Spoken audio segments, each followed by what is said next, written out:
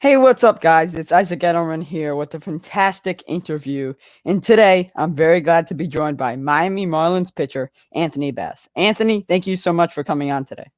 Isaac, how you doing?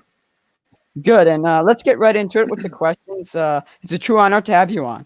So, you were on the Toronto Blue Jays last season and made the move to Miami via free agency this offseason. How has the transition been? It's been great. Good group of guys here. Coaching staff's been really easy to work with and really transparent with me. Just through all the ups and downs of the season, it's been a really good group of guys to really support me, and looking forward to the second half. Awesome. And keeping with the Blue Jays, you were on the Blue Jays, but you didn't actually play in Toronto. Uh, how did that feel to you? Yeah, it was different. I was looking forward to playing in Toronto, just like everyone else. But with the events that had happened last year, we had to make do with what we had. I remember we were trying to really get into a major league stadium. Unfortunately, we weren't able to, but Buffalo did a great job of making Salem Field feel like the major leagues. Awesome. So now let's move on to your tenure in Japan, where you were a Japan Series champion in 2016. What was the best and worst part about playing in Japan? I wouldn't say there's any worst parts about Japan. I can only think of positives. It gave me an opportunity to really get my confidence back. You know, when I went over there, I was bouncing around from team to team, kind of dealing with some failure at the major league level. So it allowed me to go over there and really just work on my craft and figure out what I needed to do to get back to the major leagues. So I appreciated that. Um, it was great. The whole environment in Japan. It's almost like a soccer match at a baseball game with the fans and the music playing throughout the course of the game.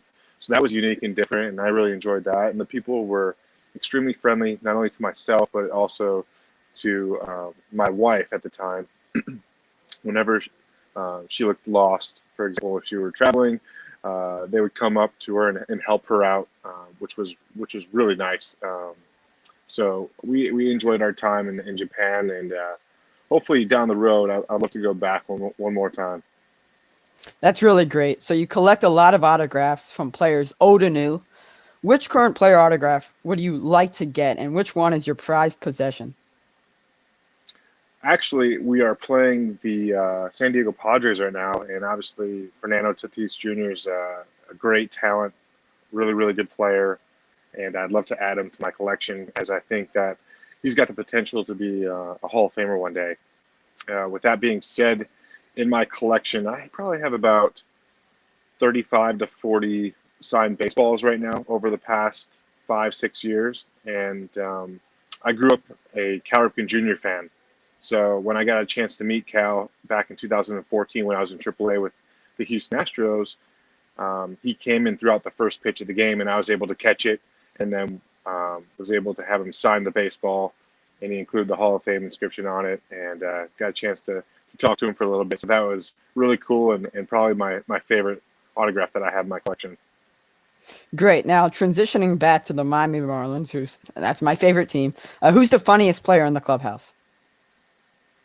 The funniest player in the clubhouse, I'd say, I think Richard Blyer is just constant entertainment because being a bullpen guy, we spend a lot of time together, and his sense of humor get, just makes me laugh. Everything that he says, he's very blunt and very straightforward about things at times. Things that people are thinking but don't really say, he says them. So I would say Richard Blyer. Now I have an interesting question for you. Do you think the MLB will ever allow a robotic strike zone? Yeah, I think there's a chance. I know they're testing it out in independent baseball right now, and there's a chance. I mean, I'm not going to say never, but I think it's going to take some time to fix any issues with the strike zone because the strike zone varies from hitter to hitter based on their height. Um, so they need to dial that in to make sure that they have it as accurate as possible. And who's to know how long that's going to take? But I don't rule it out. I think maybe one day we might see that. Interesting. So, sticking with MLB rule changes, are you in favor of the recently added extra inning rule where a runner starts off on second base? No, I don't like it at all.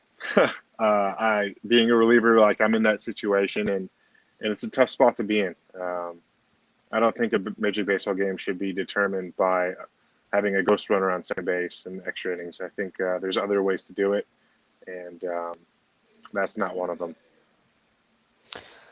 Awesome. So, thanks so much for your time, Anthony. It was a pleasure having you on, and good luck tonight against the Padres.